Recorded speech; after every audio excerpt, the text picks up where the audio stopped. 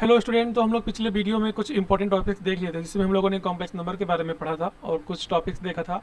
और आज यहाँ पे आपके सामने कॉम्प्लेक्स नंबर में नेक्स्ट टॉपिक है graphical representation in Argand diagram. And यहाँ पे एक और टॉपिक आएगा बच्चों, पोलर रिप्रेजेंटेशन। अब अगर हम लोग बात करते हैं आईआईटी की सिलेबस की, तो जिसमें अब मैंने आपको सिलेबस भी दिखाया था, complex number as ordered pair of real, जो मैंने पिछले वीडियो में देखा है। एंड यहाँ पे आज हम लोग देखेंगे representation of complex number, okay, and there representation in plane और आर्गन डायग्राम। आज हम लोग इस चीज़ को बच्चों देखने वाले हैं। एंड बाकी यहाँ पे आपके सामने जो भी सिलेबस में टॉपिक्स लिखा हुआ है, ये सब के सब हम लोग कवर करेंगे। तो ध्यान से देखना, यहाँ पे क्या लिखा है कि some example of complex number. अब यहाँ पे हम लोगों ने पिछले वीडियो में पढ़ा था कॉम्प्लेक्स नंबर के बारे में। तो कॉम्प्लेक्स नंबर क्या होता है आपका बच्चों? ये होता है z equal to a plus iota b type का। इस तरीके से भी लिखते हैं, या फिर small z is equal to x plus iota y, है ना। अब बच्चों यहाँ पे जो स्मॉल z ये होता है, ये कॉम्प्लेक्स नंबर को z से डिफाइन करते हैं। बट कॉम्प्लेक्स नंबर का एक सिंबल होता है जिसको हम लोग c बोलते हैं, ठीक है। तो ये कलेक्शन ऑफ कॉम्प्लेक्स नंबर होता है। लाइक इसको आप बोल सकते हो set of all complex number. तो उसको c से दिखाते हैं, या इसी में हम लोग कुछ इस तरीके से भी सिंबल को लिखते हैं, ऐसे कट कर देते हैं, है ना। तो ये भी एक सेट ऑफ कॉम्प्लेक्स नंबर है ना। तो ये सेट होता है, और बाकी जो z है बच्चों वो डिफाइन इस चीज़ से करते हैं, जो x प्लस आयोटा वाई होता है। तो आई होप ये बात आपको समझ में आया होगा। एंड यहाँ पे x वाई, या जिसको हम लोग a और b बोलते हैं, ये आपका रियल नंबर होता है ना। तो इसी चीज़ के अकॉर्डिंग हम लोग यहाँ पे एग्जाम्पल लिखने वाले हैं। तो आपके सामने यहाँ पे मैं पहला एग्जाम्पल लिखता हूँ कि जैसे मान लो आपके सामने पहला एग्जाम्पल यहाँ z इक्वल टू बच्चों 2 प्लस 3 आयोटा आ जाए, है ना। तो यहाँ पे a की जगह पे ध्यान से देखो क्या है, 2 है। एंड यहाँ b की जगह पे क्या है, 3 है। और यहाँ पे a और यहाँ पे जो b है, दोनों के दोनों क्या है, रियल नंबर है। तो ये आपका पहला एग्जाम्पल हो गया। एंड यहाँ मान लो आपके सामने z इक्वल टू बच्चों आ जाए -3 माइनस आयोटा। अब यहाँ आप a और b के वैल्यू निकालो, मतलब ये जो a और b देख लो रियल नंबर है ना, तो हम लोग को इसमें रियल नंबर फाइंड करना है। तो -3 आपका a की जगह पे है, तो a क्या है, -3 है। एंड i से पहले b छिपा होता है, तो यहाँ पे 1 छिपा है, 1, तो वो भी -1 है ना। तो b की वैल्यू क्या हो जाएगी, -1। तो ये सब के सब आपके रियल नंबर है। एंड यहाँ पे मैं एक एग्जाम्पल और भी आपको देके समझा देता हूँ। मान लो कि यहाँ पे z इक्वल टू बच्चों केवल लिखा हो 4 आयोटा। तो क्या मैं इस चीज़ को 4 आयोटा को क्या मैं 0 प्लस 4 आयोटा लिख सकता हूँ? बिल्कुल लिख सकता हूँ। तो 0 यहाँ पे क्या हो जाएगा, a का वैल्यू हो जाएगा। एंड यहाँ पे 4 क्या हो जाएगा, b का वैल्यू हो जाएगा। जो ये सब के सब क्या है बच्चों, आपके रियल नंबर हैं, ओके। एंड यहाँ पे एक एग्जाम्पल में और देके आपको समझाता हूँ। मान लो कि z इक्वल टू केवल 0 लिखा हो। अब क्या 0 कॉम्प्लेक्स नंबर है? 0 तो कॉम्प्लेक्स नंबर नहीं है, रियल नंबर है, बट हम लोग बना सकते हैं कॉम्प्लेक्स नंबर के फॉर्म में। मतलब क्या मैं 0 को 0 और प्लस 0 आयोटा लिख सकता हूँ। मतलब a और b को दोनों को मैंने 0 ले लिया, सॉल्व करोगे तो 0 ही आएगा। मतलब यहाँ से बच्चों आपका a भी 0 है एंड b भी 0 है। तो ये सबका सब आपका रियल नंबर है। एंड यहाँ पे आपके कॉम्प्लेक्स नंबर की कुछ एग्जाम्पल है। आई होप ये बात आपको समझ में आया होगा, ठीक है। तो हम लोग इस वीडियो में जिस टॉपिक को पढ़ने वाले हैं उस टॉपिक की तरफ चलते हैं। तो यहाँ पे आपका जो हेडिंग है वो है representation of complex number in Argand plane या कॉम्प्लेक्स प्लेन। तो जरा आप लोग याद करो बच्चों, आप लोगों ने ग्राफ पढ़ा होगा, जिसमें आप लोगों ने ग्राफ के अंदर x axis and y axis पढ़ा होगा, है ना। ये वाला आपका x एक्सिस होता है एंड ये वाला आपका क्या होता है बच्चों, y एक्सिस होता है। तो x y से यहाँ जो भी प्लेन बनता है उस चीज़ को बच्चों बोलते हैं कार्टेशियन प्लेन। क्या बोलते हैं, कार्टेशियन प्लेन। ध्यान से मेरे यहाँ बात को आप लोग देखना और समझने की कोशिश करना, है ना। एंड यहाँ पर x और y के अंदर जो भी आपके कोऑर्डिनेट लिखे जाते हैं, तो लाइक ये मान लो पॉइंट P है, तो इस पॉइंट P के कोऑर्डिनेट कैसे होते हैं बच्चों, x, y के फॉर्म में, है ना। इतना चीज़ तो आपको मालूम ही होगा। एंड यहाँ पे आप ध्यान से देखना, अगर मैं इस x को, यानी जो आपका x एक्सिस है बच्चों, इस चीज़ को मैं बोलता हूँ रियल पार्ट ऑफ z, मतलब कि ये आपका रियल एक्सिस कहलाता है। x आपका रियल एक्सिस कहलाएगा बच्चों। एंड जो आपका y होगा ये आपका इमेजिनरी एक्सिस कहलाएगा। क्या कहलाएगा, इमेजिनरी एक्सिस। और इन दोनों एक्सिस को बच्चों यहाँ पे हम लोग डिनोट कैसे करेंगे, रियल एक्सिस को हम लोग डिनोट करेंगे real part of z। And यहाँ पे इमेजिनरी एक्सिस को हम लोग डिनोट करेंगे इमेजिनरी पार्ट ऑफ z। तो जस्ट एक सिंबल है ये। आई होप आपको ये बात समझ में आ रही होगी। तो हम लोग कार्टेशियन प्लेन में x की जगह पे रियल पार्ट ऑफ z, मतलब कि रियल एक्सिस बोलेंगे x एक्सिस को, एंड y को बोलेंगे इमेजिनरी एक्सिस। तो जो भी यहाँ प्लेन बनेगा उस प्लेन को हम लोग बोलेंगे आर्गन प्लेन या कॉम्प्लेक्स प्लेन, ओके। तो यहाँ पे हम लोग यही चीज़ लिखने वाले हैं। लाइन बार बार टेढ़ी हो जाती है, तो ठीक है बच्चों। आई होप जो मैं यहाँ पे बात आपसे कर रहा हूँ समझ में आ रहा होगा। तो यहाँ पे x की जगह पे क्या लिखा जाएगा, रियल पार्ट ऑफ z, मतलब कि रियल एक्सिस। तो ये वाला रियल पार्ट ऑफ z होगा एंड ये जो y वाला होगा ये इमेजिनरी पार्ट ऑफ z होगा। तो यहाँ पे जो भी आपका प्लेन होगा बच्चों उसको हम लोग बोलेंगे आर्गेंड प्लेन। क्या बोलेंगे? आर्गेंड प्लेन। अब ये आर्गेंड प्लेन नाम की पड़ा, आर्गेंड एक साइंटिस्ट मैथमेटिशियन थे, जीन्स आर्गन नाम था, जो 1900 समथिंग के पास थे, तो उन्होंने आर्गेंड प्लेन के बारे में बताया था। बाकी हम लोगों ने इसकी हिस्ट्री के बारे में बात किया, एंड इसको हम लोग कॉम्प्लेक्स प्लेन भी बोलते हैं। तो कॉम्प्लेक्स प्लेन के बारे में बच्चों वो बताए थे कार्ल फ्रेडरिक गॉस। मतलब बहुत सारे मैथमेटिशियन लोग मिलकर इस सब चीज़ को बनाए हैं। और एक बात और, शुरू में क्या हुआ, जब यहाँ पे इन लोगों ने इमेजिनरी नंबर यानी जो आई होता है इसको जो फाइंड किया, इसकी value -1 and i equal to √-1 आया, तो बोला कि ये क्या बेकार सी चीज़ है, ये तो फालतू चीज़ है। तो इन्होंने इसको छोड़ दिया था, फालतू बोल के, मतलब ये बेकार है, इसका कोई फ़ायदा नहीं होगा। बट हिस्ट्री में मैंने आपको बताया था एक कार्डानो नाम के साइंटिस्ट थे, उन्होंने अपनी किताब में इस चीज़ को रखा, एंड बाद में जब इसके ऊपर खोज हुआ ना, तब पता चला कि भैया कॉम्प्लेक्स नंबर कुछ ना कुछ होता है। एंड हायर मैथमेटिक्स में कॉम्प्लेक्स एनालिसिस नाम का चैप्टर आता है पूरा का पूरा, जिसमें हम लोग कॉम्प्लेक्स नंबर के बारे में बहुत अच्छे तरीके से पढ़ाई करते हैं।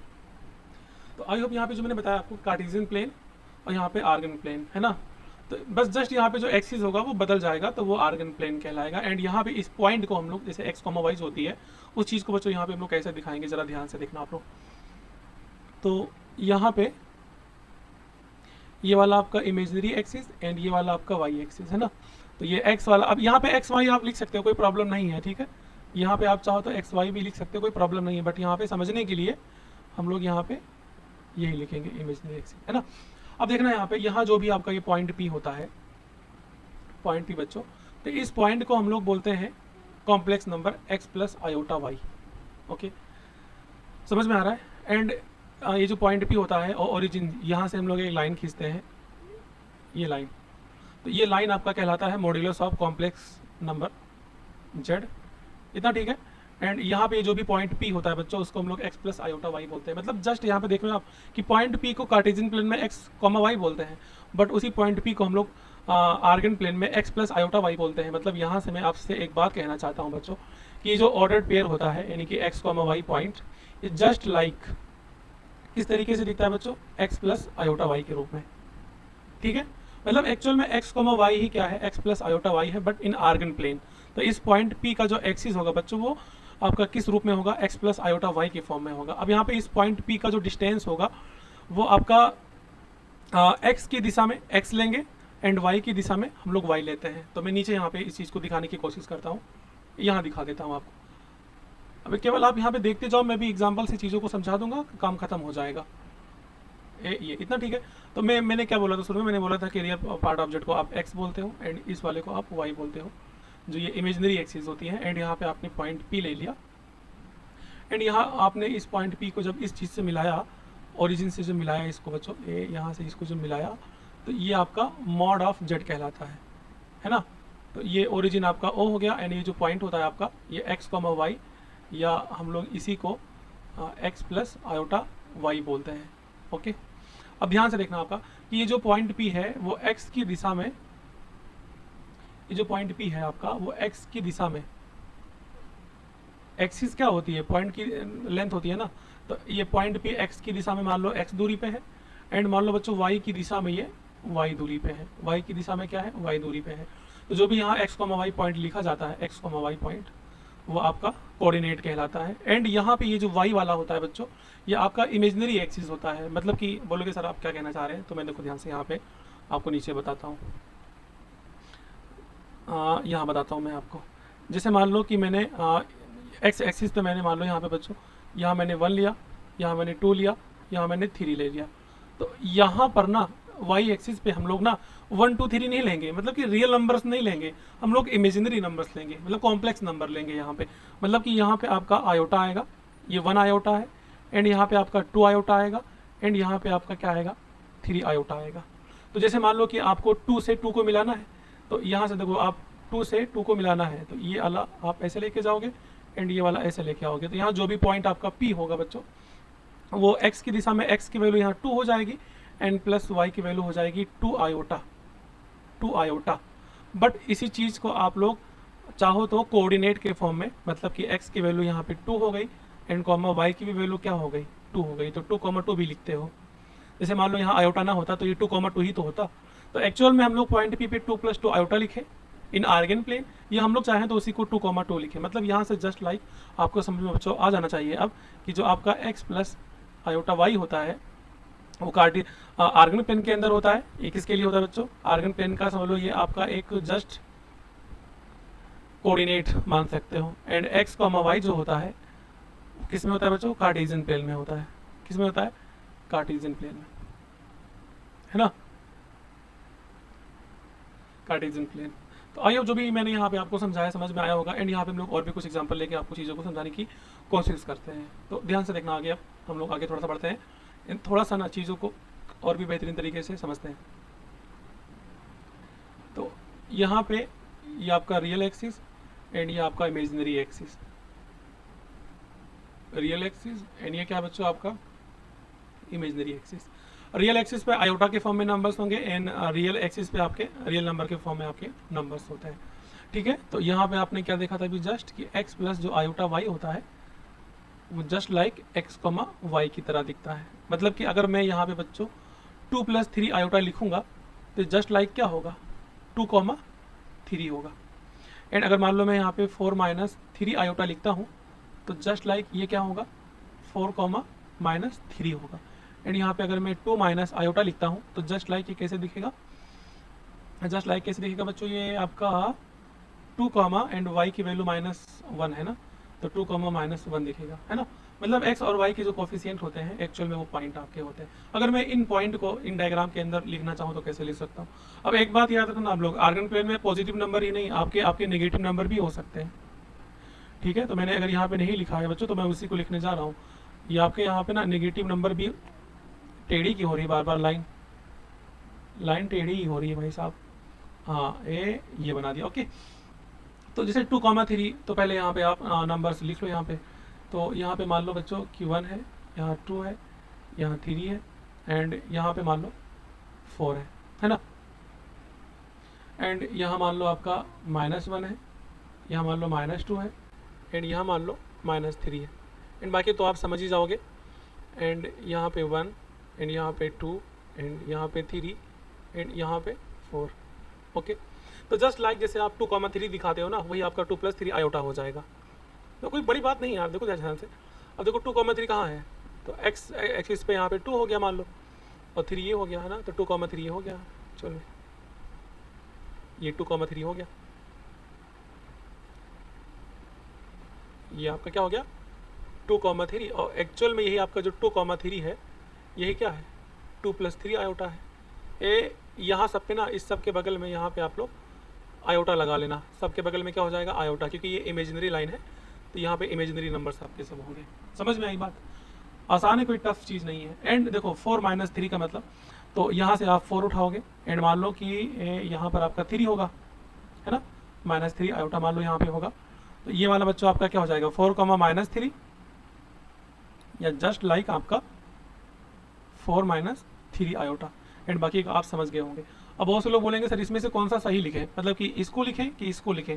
तो आप चाहे दोनों तरीके से लिखो, चाहे केवल आप इसी को दिखा दो तो चाहे उसको ना दिखाओ। ओके, तो इस तरीके से बच्चों representation of complex number in Argand plane होता है। एंड इस प्लेन को बोलते हैं Argand plane, real part object, imaginary part object. अब चाहे वो प्लस वाला लो, चाहे माइनस वाला लो, चाहे कुछ भी लो आप। ओके, तो आई होप यहाँ पे जो भी आपको बताया गया वो समझ में बिल्कुल सही से आ गया होगा।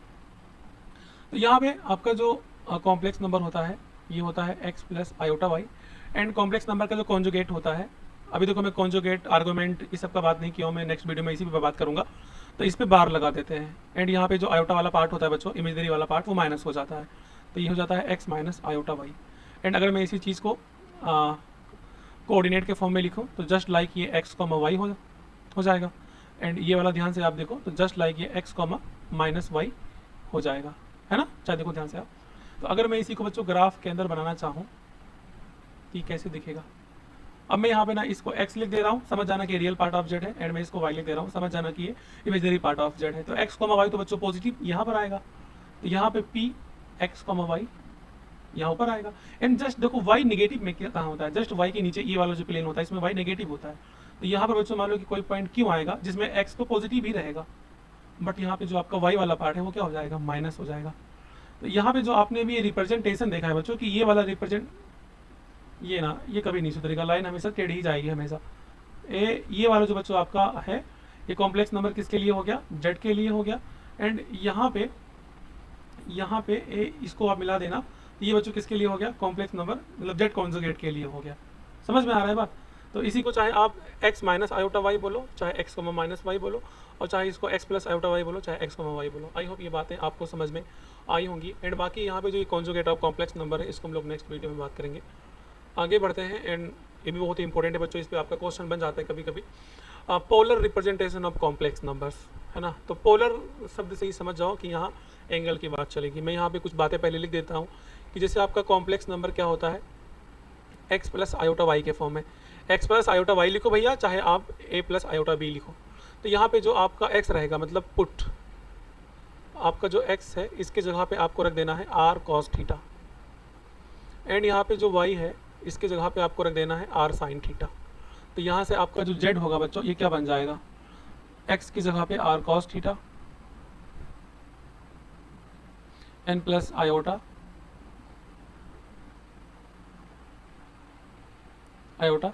और y की जगह पे क्या हो जाएगा, r sin थीटा। तो साफ साफ हम लोग को यहाँ पे कॉमन दिख रहा है, r कॉमन दिख रहा है। r को कॉमन बाहर निकाल लो तो अंदर क्या बचेगा आपका, अंदर बचेगा आपका cos थीटा और प्लस आयोटा sin थीटा। अब बच्चों ना z बराबर r, ये जो पूरा आपका फॉर्म यहाँ पे ये वाला पूरा जो फॉर्म दिख रहा है ना, इस चीज़ को बोलते हैं यूलर फॉर्म। तो इस चीज़ को हम लोग बोलते हैं e की पावर आयोटा थीटा। यूलर एक मैथमेटिशियन थे, उन्होंने इस चीज़ के बारे में बताया था। तो cos theta plus iota sin theta मैं यहाँ पे लिख दे रहा हूँ कि वेयर e की पावर आयोटा थीटा जो है, वेयर e की पावर जो आयोटा थीटा है वो एक्चुअल में cos theta plus iota sin theta है। ठीक है। तो ये जो भी आपने यहाँ पे ये फॉर्म लिखा बच्चों, आपके सामने जो लिखा हुआ है ये वाला फॉर्म, इस चीज़ को बोलते हैं polar representation of complex number. Okay. And यहाँ पे जरा ध्यान से देखना इसका जो डायग्राम होगा किस तरीके से दिखेगा। तो यहाँ पे वही सेम चीज़, ये वाला x मतलब real part of z and ये वाला y मतलब इमेजिनरी पार्ट ऑफ z। अब यहाँ पे जो पॉइंट होता है यानी कि p, वो बच्चों पोलर कोऑर्डिनेट होता है। पोलर कोऑर्डिनेट क्या होता है, तो यहाँ पे पॉइंट p की ओरिजिन से जो दूरी होती है उस दूरी को यहाँ पे r बोलते हैं। एंड यहाँ पे बच्चों एक एंगल लेते हैं, एंगल थीटा। तो यहाँ पे जो भी कोऑर्डिनेट बनता है वो ये दूरी r और कॉमा थीटा, तो इस चीज़ को बोलते हैं पोलर कोऑर्डिनेट। यहाँ पे आप चाहो तो इस चीज़ को यहाँ पे ऐसे करके इसको आप चाहो तो बच्चों मिला सकते हो। जो ये y अक्ष की दिशा में दूरी स्मॉल y होती है, एंड जब इस वाले को आप मिलाओगे तो ये x अक्ष की दिशा में दूरी x होती है। एंड इस पॉइंट P को हम लोग क्या बोलते हैं, इस पॉइंट P को हम लोग क्या बोलते हैं, z इक्वल टू e की पावर आयोटा थीटा। एंड यहाँ आपके सामने ये पूरा लिखा हुआ है। आई होप ये बातें आपको समझ में आई होंगी। एंड ध्यान से देखो, अगर मैं मान लो कि मैं यहाँ पे थीटा की बात करता हूँ और यहाँ पे आपको r और y गिवन है, तो यहाँ पे ना ध्यान से देखो, एक यहाँ ट्राइंगल बनना है, इसको P बोल दो, इसको ओरिजिन O बोल दो, एंड इसको A बोल दो मान लो। तो यहाँ पे आप इन ट्राइंगल AOP की बात करो ध्यान से, तो इसमें जो y परपेंडिकुलर है और r जो है बच्चों आपका हाइपोटेन्यूस है। क्यों? क्योंकि ये वाला एंगल आपका 90 डिग्री का है। तो परपेंडिकुलर और हाइपोटेन्यूस में किस चीज़ का रिलेशन होता है, अगर आप ध्यान से यहाँ पे देखोगे तो होता है ये आपका बच्चों साइन थीटा। परपेंडिकुलर यानी कि y और अपॉन में ये हाइपोटेन्यूस, इसमें रिलेशन किसका है, साइन थीटा का। तो y अपॉन में r यहाँ पे हो गया। तो यहाँ से हम लोग जब y की वैल्यू निकालेंगे तो r का उधर भेज दो तो ये हो जाएगा r साइन थीटा। तो इसीलिए हम लोग y की जगह पे क्या लेके चले थे, r साइन थीटा। समझ में आए कैसे निकला वैल्यू। एंड यहाँ पे आप लोग ज़रा ध्यान से और देखना। एंड ये वाली जो दूरी x है ना, तो ये नीचे के बराबर हो जाएगी, मतलब वो a के बराबर हो जाएगी। तो यहाँ पे आप लोग ये आपका बेस हो गया, ये हाइपोटेन्यूस हो गया। तो बेस और हाइपोटेन्यूस में किसका रिलेशन होता है, वो होता है cos थीटा का। तो बेस यहाँ पे आपका क्या हो गया, x हो गया, और यहाँ पे हाइपोटेन्यूस r हो गया। तो r को उधर भेज देना, तो यहाँ x इक्वल टू क्या आएगा, r cos थीटा। मतलब सिंपली यहाँ पे आपको x equal to r cos theta की वैल्यू, यहाँ पे मतलब आपको दो वैल्यू बच्चों मालूम चली है। क्योंकि ये सब नॉलेज वाली बात है, सब समझोगे तो बहुत अच्छी बात है। ये और ये दो वैल्यू कैसे निकाला था मैंने, वही लिखा है यहाँ पे, इतना ठीक है। एंड यहाँ पे एक चीज़ और देख लो ध्यान से आप। अब यहाँ पे अगर मैं यहाँ बात करता हूँ परपेंडिकुलर और बेस, मतलब कि y और x क्या है, real number of complex number x and y। तो x और y जो रियल नंबर होता है कॉम्प्लेक्स नंबर के अंदर, इनके बीच में एक रिलेशन होता है। तो यहाँ पे ये y परपेंडिकुलर है और x बेस है। परपेंडिकुलर अपन बेस में किसका रिलेशन होता है बच्चों, तो वो होता है टेन थीटा का, क्योंकि यहाँ पे एंगल थीटा है। तो टेन थीटा इक्वल टू यहाँ पे क्या हो जाएगा, y अपॉन में x। अब यहाँ पे y और x की वैल्यू अगर मान लो माइनस प्लस हो जाएगी ना, तो हम लोग इस चीज़ को उठा के इस तरह से मॉड में लिख सकते हैं। ठीक है। तो यहाँ थीटा की अगर हम लोग यहाँ वैल्यू निकालेंगे तो थीटा को रोक लो और 10 को उधर भेज दो, तो ये आपका हो जाता है 10 inverse mod of y upon x. Value यहाँ पे पॉजिटिव आएगी, इसीलिए मैंने मॉड लगा दिया है बाहर। तो बच्चों यहाँ पे जो थीटा है ना, इस चीज़ को आर्ग्यूमेंट बोलते हैं। क्या बोलते हैं? Argument of Z. तो देखो यहाँ पे बात आ गई है, तो मैंने आपको केवल बता दिया है, नहीं तो मैं इस चीज़ के बारे में बहुत अच्छे तरीके से अगले वीडियो में बताने वाला हूँ। आर्ग्यूमेंट ऑफ जेड, इसका सिंबल होता है बच्चों ARG ऑफ जेड, या इसी को बोलते हैं एम्पलीट्यूड ऑफ जेड। तो इसको बोलेंगे AMP, एम्पलीट्यूड ऑफ जेड। तो थीटा की ही वैल्यू को बोलते हैं आर्गुमेंट। ओके, आई होप ये बातें समझ में आई होंगी। अगर समझ में आई है तो बहुत ही अच्छी बात है। यहाँ पे जो भी मैंने बच्चों आपको कॉन्सेप्ट बताया है, रिवाइज कराया है बिल्कुल सिंपल तरीके से। एंड यहाँ पे आप जाके पिछले वीडियो में चीज़ों को देख सकते हैं बच्चों। अगर वीडियो आपको समझ में यहाँ आ रहा है तो जल्दी से जाके सबसे पहले आप सब्सक्राइब करो। एंड सब्सक्राइब करने के बाद में मैंने इससे पहले बच्चों जो आपका चैप्टर नंबर 1 है, जिसका नाम है चैप्टर 1, जिसका नाम है सेट रिलेशन एंड फंक्शन, मैंने उसको अपलोड कर दिया है, तो उसको भी आप देख सकते हैं। तो अगर आप अपने IIT JEE की जर्नी को बहुत ही बेहतर बनाना चाहते हो, IIT JEE हो गया, या आप किसी साइंटिस्ट एग्जाम की तैयारी कर रहे हो, लाइक जैसे कि एक होता है आईसर एप्टीट्यूड टेस्ट IAT, या एक एग्जाम और होता है Indian statistical institute ISI। Okay, तो ऐसे सब एग्जाम की अगर तैयारी करते हो बच्चों, तो चैनल आपके लिए बेस्ट होने वाला है। चैनल को जल्दी से सब्सक्राइब कर लो, क्योंकि हम लोग जितना भी सिलेबस है सबका सब अच्छे तरीके से कवर करेंगे। एंड यहाँ पे मैंने बच्चों क्वेश्चन एग्जाम्पल नहीं लिया है, वो हम लोग अगले वीडियो में देखेंगे। एंड हम लोग हर चैप्टर के लास्ट में PYQ करते हैं, like IIT JEE main, IIT JEE advance level का क्वेश्चन भी सॉल्व करते हैं, तो हम लोग आगे सॉल्व करेंगे इसको। ओके, तो ऐसे ही बने रहिए, सुकून से पढ़िए, इत्मीनान से पढ़िए, क्योंकि हम लोग को चलना है अनंत से भी आगे। Thank you so much.